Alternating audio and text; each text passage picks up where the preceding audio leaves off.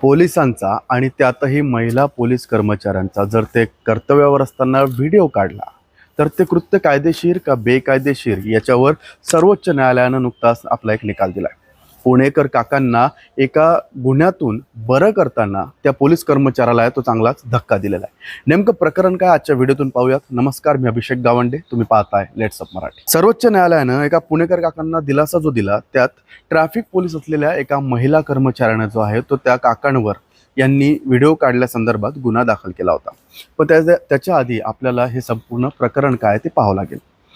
विजय सागर असं या याचिकाकर्त्या मूळ पुणेकर काकांचं नाव 27 नोव्हेंबर 2022 ला जंगली महाराज रोड इथं फुटपाथच्या बाजूला त्यांनी आपली दुचाकी लावली आणि ते खरेदीसाठी गेले। थोड्या वेळानं काही महिला पोलीस कर्मचारी जे आहे त्यांनी ती पार्किंग जी आहे ती बेकायदेशीरच त्यांनी केलेली होती दुचाकीची, ती उचलली आणि शिवाजीनगर ट्रॅफिक पोलीस चौकी जी आहे तिथं ती जमा केली। त्यानंतर हे काका जे आहेत त्यांना हे समजलं की आपली दुचाकी पोलिसांनी नेली। ते आपली मुलगी आणि नातवासह शिवाजीनगर ट्रॅफिक पोलीस चौकीत गेले। तिथं त्यांना 785 रुपयाचं चलन भरण्यास सांगितलं, ते त्यांनी भरलंय। मात्र महापालिका दंड अर्थातच कॉर्पोरेशन टॅक्सच्या नावाखाली त्यांना 1000 रोख रुपयांची मागणी करण्यात आली। त्याच्यावर काका चिडले। काकांचं म्हणणं होतं की हा जो तुम्ही मला 1000 रुपयाचा जो दंड भरायला लावताय ही ॲक्च्युली मुळात लाच आहे आणि ते तुम्हाला कॅशमध्ये मागताय, त्यामुळे माझा हा जो काही अंदाज आहे तो बरोबर आहे। आणि त्यांनी तिथंच सोशल मीडियावर समाज माध्यमावर लाईव्ह चालू केला। या लाईव्हला लोकांनी प्रतिसाद दिला, ते व्हायरल झालं। त्या व्हायरल झालेल्या व्हिडिओवर या नेटकऱ्यांनी वाईट आणि अपमानजनक कमेंट केल्या।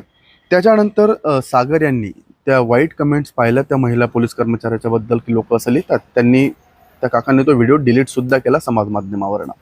मात्र त्याच्यानंतर 2 दिवसांनी महिला पोलीस ज्या कर्मचारी होत्या, ट्रॅफिक पोलीस कर्मचारी, यांनी त्या काकांची तक्रार केली आणि त्यांच्यावर गुन्हे दाखल झाले। काकांवर गुन्हे कोणते दाखल झाले? विजय सागर यांच्यावर तर BNS भारतीय न्याय संहितेनुसार कलम 509 विनयभंग करण्याच्या उद्देशानं, त्यानंतर 500 अब्रू नुकसान आणि माहिती तंत्रज्ञान कायदा कलम 67 नुसार शिवाजीनगर पोलीस स्टेशन इथं गुन्हा दाखल झाला।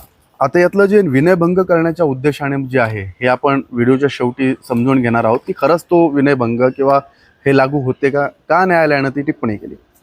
सागर यांनी काय केलं की त्यांच्यावर गुन्हा दाखल झाल्याचं कळताच त्यांनी सत्र न्यायालय जे आहे पुण्याचं तिथं जामिनासाठी अटकपूर्व जामिनासाठी अर्ज केला आणि तो सत्र न्यायालयानं मंजूर केला। त्याच्यानंतर विजय सागर हे मुंबई उच्च न्यायालयात गेले।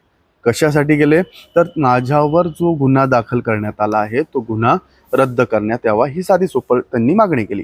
मात्र आता आरोपपत्र दाखल झालंय, त्याच्यामुळे तुमच्यावरचा जो गुन्हा आहे तो दाखल झालाय तो रद्द करता येणार नाही, आता पुढील कार्यवाही होत राहील असंच मुंबई उच्च न्यायालयानं म्हटलं। दिलासा नाही। मग विजय सागर हे सर्वोच्च न्यायालयात गेले।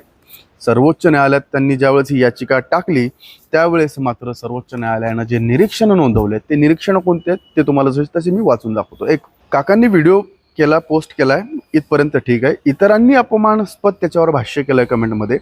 याचिकाकर्त्यावर त्यासाठी गुन्हा दाखल होऊ शकत नाही, पहिलं। दुसरं जे आहे विजय सागर यांच्यावर कारवाई सुरू ठेवण्याबाबत कोर्टानं काय म्हटलंय की हा कायद्याच्या प्रक्रियेचा गैरवापर आहे, उच्च न्यायालयानं हा गुन्हा तेव्हाच रद्द करायला हवा होता।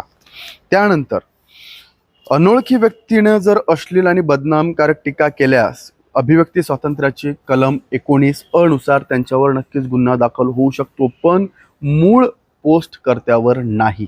कारण त्यावेळेसचं त्यांचं जे काही आपण म्हणतो त्याला उद्देश होता तो उद्देश बदनामीचा नव्हता, न्याय मिळवण्याचा होता। आणि दुसरी काय की मूळ पोस्ट करता त्याला जबाबदार नाही। आता हे विनयभंग वगैरे गुन्हे जे आहेत ते सर्वोच्च न्यायालयाने नोंदवलेलं निरीक्षण आहे की आकसातून आणि मुद्दाम त्यांच्यावर हे त्यांना अडकवण्यासाठी केलंय। काय असतं की एखादा शासकीय कर्मचारी त्यात जर महिला असेल तर तिच्याकडे एक विनयभंगाची ती तक्रार दाखल करते।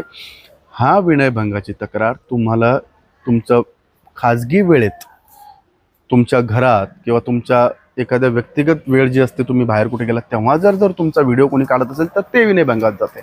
तुम्ही एखाद्या शासकीय कर्तव्यावर असताना, ड्युटीवर असताना तुम्ही तुमच्या कामकाजासंदर्भात जर कोणी तो व्हिडिओ काढत असेल तर मात्र तो विनयभंगात येत नाही आणि तिथंच आजकाल आपण बघतोय की भरपूर लोक जे आहेत, महिला कर्मचारी जे आहेत, ते असं काय झालं की विनयभंगाचा गुन्हा वगैरे ते व्हिडिओ काढणाऱ्यांवर येतं. मुळात व्हिडिओ काढण्यास अलाउड नाही असं सांगितलं जातं.